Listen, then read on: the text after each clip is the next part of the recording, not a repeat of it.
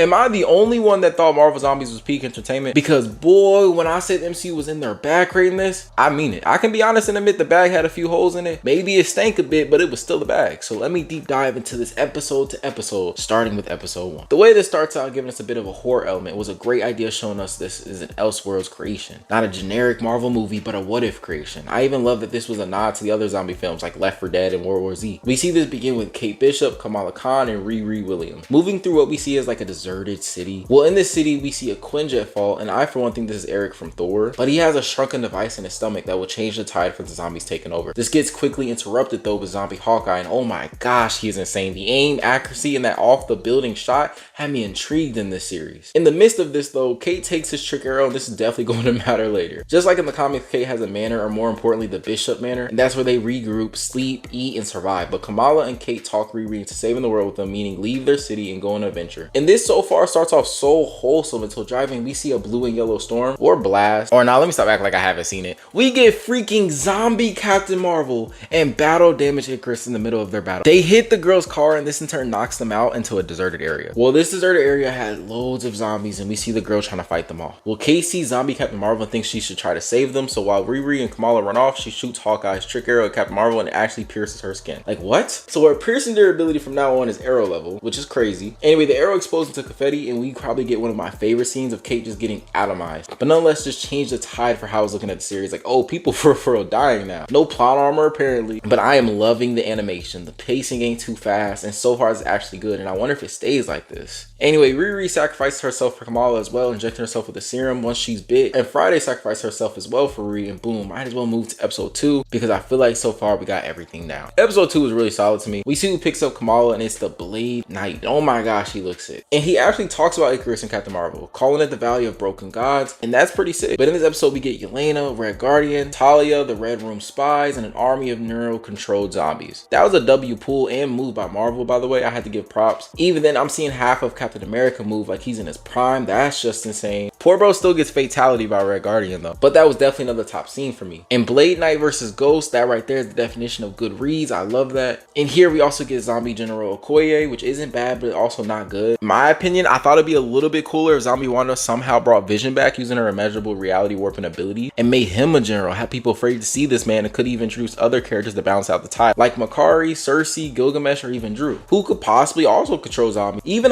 reimagine Vision seeing Spidey and Scott, man. But what do I know about creating Disney projects? Anyway, in my opinion, not really a huge takeaway from this episode. Literally just that Black Widow died in the What If episode, and now her mother has died in this episode. So that's 2 of 4 of them dead now. But boy, episode 3, I loved it. I feel like a lot happened in this, or maybe I just got confused in my episode. Shang-Chi and Aquafina, because I don't know what the heck her character name is, are running throughout the city because of the zombie outbreak. And I like how realistic this is too. Like the fact there is so much destruction, screaming, pain, dying. In the real world, everything will shut down loads faster unless the government just nukes the first city outbreak, which I don't think they would do. But Wenwu drops down trying to save his son Shang-Chi until Shang-Chi gets bit, and in turn Wenwu sacrifices himself, giving him the rings and stopping the virus from spreading to him. Next thing you know, 5 years later, we see Death Dealer, Jimmy, Shang, and Aquafina with Shang sharing the rings, fighting off and killing the Skrulls in this in-game like time skip, who eventually even meets our first squad of heroes. In this same scene, we also get John Walker and Zemo. So as you can tell, it's pretty exciting. Moving on though, we see he has turned this prison into a safe haven with people getting to beds and having quarters to live in again. And one of my all-time favorite sequences of Marvel locking in and showing us why Namor is such a scary character.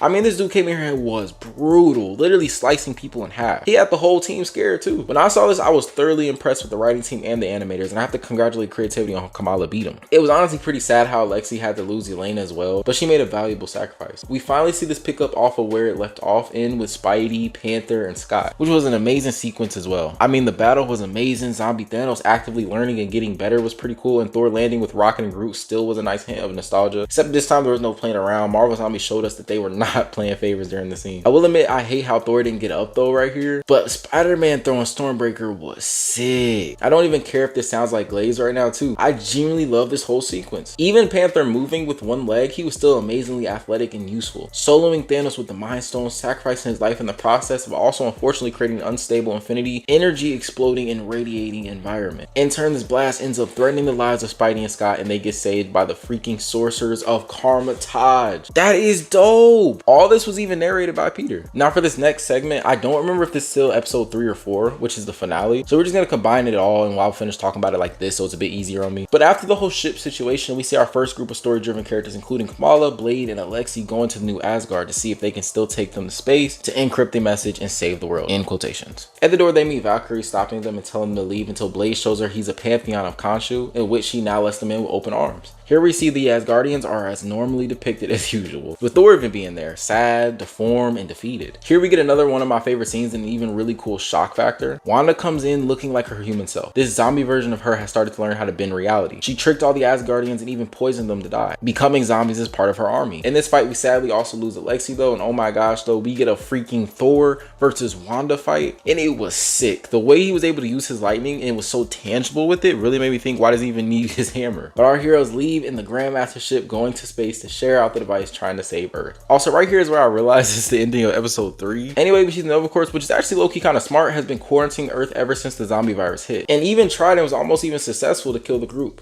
So while they're plummeting to their death, the source of Karmatage also saved them as well. Here we see them explain to the team everything that has happened. Banner sacrificed himself and letting Hulk become the avatar of the Infinity Energy. Wanda building an army big enough and strong enough to stop the Hulk. And finally, that everyone needs to make their last stand. So in an Avengers Endgame type fashion, what does our team do? They go out on a freaking suicide mission. I mean, it isn't even heroic at this point, just brutal sadly. Before they arrive though, we see Hulk boxing and oh my gosh, he is a powerhouse. I'm talking absolutely wipes Abomination from existence, completely dogging on her army, but eventually does leave himself open enough to almost give Wanda the win until we see Shang-Chi knock her away and boom, cue the music. We got a freaking battle on our hands. Anyway though, the Thor versus Hulk battle was sick too. But my question is, why did he call Stormbreaker earlier against Wanda but called it right here? It would have just made sense. But anyway though, we finally see Hulk take the dub here, but not without being incredibly injured and scarred. And with convincing Kamala and finally overtaking Hulk, Wanda creates a brand new world in Hex faction just like WandaVision, reality warping everyone's perceptions in this world. At the end of it though, I like how we see Riri's cure actually works and she is trying to get Kamala to snap out of it. But I will like to say Marvel Zombie has a huge chance to make an entertaining and compelling season 2, and honestly has me really excited for it. I will rate this an 8. Like I said, there are a few holes and power gaps I don't like. I also don't like how Kate somehow pierced Carol, but a fist from Icarus couldn't do that. But what I will say is that this series has heart, creativity, and great animation. I mean, it does not hold back. So if you have not watched it, it is on Disney Plus for you to enjoy. And if you already have, drop down below how you felt about it. If you will watch it again one day, or if you think it was one of the best projects in recent years. Looks like we are finally at the end of this video, guys. I love you and appreciate the support. I hope I was worth your time. Please like this video, comment, subscribe to my channel, and have a blessed day.